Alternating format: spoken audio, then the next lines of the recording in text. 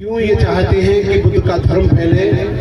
ये जो धम्म है ये हमारे पूर्वजों का धर्म है, हम कोई नया धर्म नहीं अपना रहे हैं।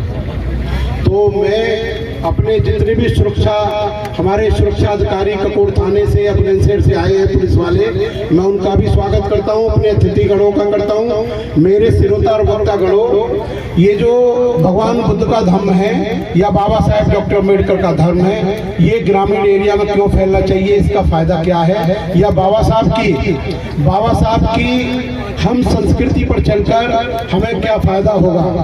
फायदा और नुकसान ये बिजनेसमैन देखते हैं।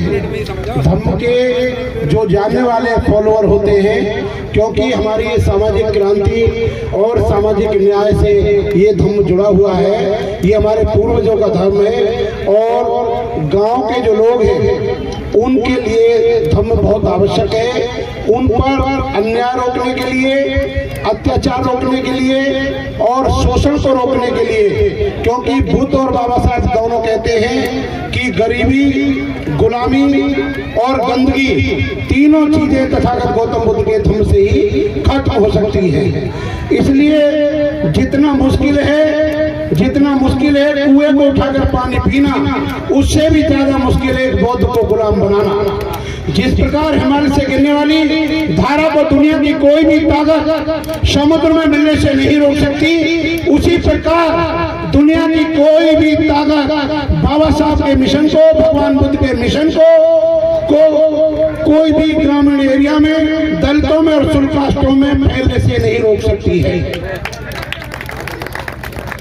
जिस प्रकार गर्म लोहे को केवल गर्म लोहे से ही जोड़ा जा सकता है, उसी प्रकार केवल विचारिक क्रांति लाने के लिए केवल बुद्ध के विचारों से ही संभव है। और मैं आपको ये बताना चाहता हूँ, जिस प्रकार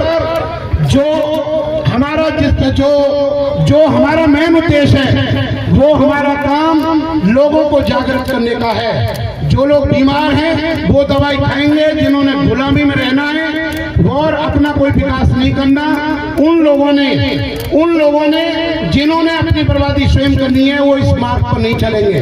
बुद्ध की आवश्यकता क्यों है? बुद्ध की आवश्यकता इसलिए है क्योंकि आपको नशे का, शराब का, अपने समाज में से शराब पीने के व्यवहार को बंद करना है। आपने गलत आचरण को बंद करना है। आपने तरक्की पानी है, स्थायी नौकरी पानी है और अपने समाज का विकास करना, अपना सुधार करना है। इसलिए कदम कदम पर धर्म की आवश्यकता है। भगवान बुद्ध का धर्म, भारतीय संविधान भगवान बुद्ध के अनुरूप है।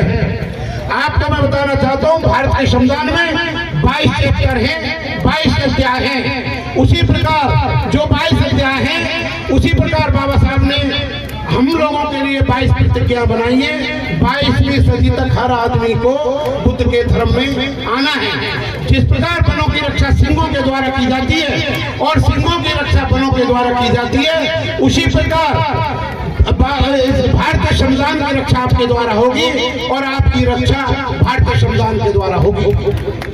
भारत का संविधान पूरी तरह से वैज्ञानिक दृष्टिकोण का है। जो आर्टिकल 51 है इंडियन कॉन्स्टिट्यूशन का, वो कहता है कि भारत की ड्यूटी है कि विश्व में शांति स्थापित करे। तो विश्व में शांति स्थापित करने के लिए भगवान बुद्ध का जो बंधुता, भाईचारे का जो संदेश है कि विश्व एक भाईचारे की तरह है, ये संदेश तो केवल भगवान बुद्ध के धर्म से ही संभव है। क्योंकि धर्म समानता की स्थापना करता है, ये धर्म असमानता को खत्म करता है और समता मूलक समाज की स्थापना ये धर्म करता है। भगवान बुद्ध के देखिए, जिस प्रकार नदी को बहने के लिए किसी पथ की जरूरत नहीं होती और सत्य को कहने के लिए किसी शपथ की जरूरत नहीं होती, उस प्रकार मेरे साथियों, धर्म को फैलाने के लिए किसी रथ की जरूरत नहीं होती, वो अपने पैरों से धर्म फैलता है। धर्म को फैलने के लिए ये जरूरी है कि हमारे लोग पूरी ताकत से काम करें, हमारे लोग पूरी तरह से देखें कि हमारा उद्देश्य केवल अपने लोगों का चतुर्मुखी विकास करना है। वे लोग जिन पर सदियों से जुल्म, सितम, अन्याय, शोषण किया गया है, ऐसे लोगों के लिए बुद्ध का धर्म एक औषधि के रूप में सुझाया जा सकता है। जब इस देश की सरकार लड़खड़ा रही थी, इस देश की जनता फड़फड़ा रही थी, तो बाबा साहेब डॉक्टर अम्बेडकर ने इस देश को संविधान को दिया। अतः हम कह सकते हैं बाबा साहेब डॉक्टर अम्बेडकर और उनका संविधान शासन है, फिर शासन है, अनुशासन है और अंधकार पर मानवता की जीत का प्रतीक है। जुल्मों का बीज हम बोने नहीं देंगे, अपने भारत को आग हम लगने नहीं देंगे। ए वतन तेरी खुशियों की कसम, तेरे दामन पे दाग हम लगने नहीं देंगे। Very good, very good. मेरे साथियों, मेरे 3 टारगेट जो मेरे प्रदीप अशोक साहब वकील साहब हैं, देख लें, प्रदीप अशोक जी हमारे साथी हैं, श्रीपाल जी वकील साहब बुलंदशहर के हमारी टीम में हैं, राजेंद्र सिंह एडवोकेट साहब हैं और हमारे बहुत सारे साथी हैं। हमारा मेन काम पहले भगवान बुद्ध की एक पीतल की प्रतिमा को स्थापित करना खाजपुर गांव में है। जो बल्ला जी का गांव है, बल्ला जी खड़े हो जाए प्लीज। बल्ला जी बहुत ही कट्टर कार्यकर्ता समाजवादी पार्टी के हैं। पीतल की मूर्ति का इलेक्शन से पहले इनके यहाँ पर स्थापना होगी। दूसरी मूर्ति का स्थापना हमारे जो गांव रसूलपुर है, चोले चौकी के पास, वहां पे होगी और जिसका पूरा रोड मैप तैयार कर लिया गया है। तीसरी मूर्ति की स्थापना हमारा गांव में होगी, जहाँ का एक आदमी प्रदीप अशोक साहब से मिलकर तय किया गया है। अगर बुद्ध की मूर्ति है, संस्कृति है, मूर्ति से हमें कुछ नहीं मिलेगा। मूर्ति हमारे इज्जत का, स्वाभिमान का प्रतीक है। जहाँ पर लगी है वहाँ के लोग किसी की गुलामी नहीं करते। इसलिए हमने प्रजातांत्रिक रूप से, सामाजिक रूप से लोगों को आगे बढ़ाने के लिए काम करना है। मैं आपको बताना चाहता हूँ कि एक बार जब जापान के अंदर भारत का एक व्यक्ति गया और वहां उसने जाकर देखा कि जापान के वृक्षों की ऊंचाई तो 5-4 फुट है, लेकिन उसकी उम्र 300 से 400 साल ज्यादा है। उन्होंने कहा कि वृक्ष आगे क्यों नहीं बढ़ता? तो माली ने बताया जिस वृक्ष की जड़ों को काट दिया जाता है वो आकाश की तरफ नहीं जाती है। जिन वृक्ष की जड़ों को काट दिया गया है, आप लोगों की जड़ों को काट दिया गया है, इसलिए आप लोग कोई विकास नहीं कर पा रहे। आपके सांस्कृतिक जितने भी आपके अधिकारों को छीन लिया गया है, उन अधिकारों को केवल बौद्ध धर्म से ही सामाजिक एकता आ सकती है।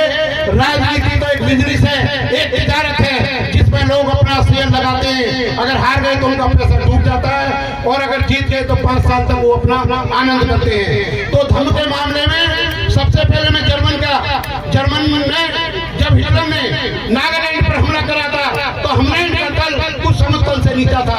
हालैंड वासियों ने कहा हम मर जाएंगे लेकिन गुलाम नहीं बनेंगे। तो जर्मन ने अपनी दीवारें गिरा दी और जर्मन की फौज को डुबा दिया। तो हिटलर ने अपने ऑटोबायोग्राफी में कहा दुनिया में ना तो संगीन इतनी खतरनाक होती है, ना एटॉमिक बम होता है, जितना मनुष्य का सेल्फ कॉन्फिडेंस होता है। अगर दुनिया का कोई भी मनुष्य जो मरने के लिए एक बार तैयार हो जाए तो दुनिया की कोई भी शक्ति कदापि से गुलाम नहीं बना सकती। आप गुलाम बनते हैं क्योंकि दूसरों के बनाए गए सिद्धांत पर आप जीने के लिए तैयार हो जाते हैं। आप गुलाम बनते हैं। भाई मजदूर कौन है? मजदूर वो आदमी है जो मजे से दूर है। मजदूर वो आदमी है जो मजबूर है। मजदूर वो आदमी है जो पीटकर खुद फैसला करने के लिए घूमता रहता है कि मेरा कंप्रोमाइज कराओ, कहीं दूसरे को कोई अत्याचार तो नहीं हो रहा, कोई उसके मन को दुख तो नहीं पहुंच रहा है। आपकी गुलामी को, आपकी गरीबी को, आपकी गंदगी को और आपको ऊंचाई पर ले जाने के लिए ये बुद्ध के धर्म को बाबा साहब का मार्ग है। नेपोलियन बोनापार्ट कहता था कि अगर 100 शेरों का कमांडर एक कुत्ता होता है तो सारे शेर कुत्ते की भांति लड़ते हैं, और अगर 100 कुत्तों का मालिक एक शेर होता है तो सारे कुत्ते शेर की भांति लड़ते हैं। आपको शेर बनाने के लिए बुद्ध का धर्म है, क्षमता से निकल है। और मैं आपको बता दूं कि आकाश के अंदर कोई बारिश आकाश से नहीं होती, जमीन पर जो पेड़ लगाए जाते हैं उनसे बारिश होती है।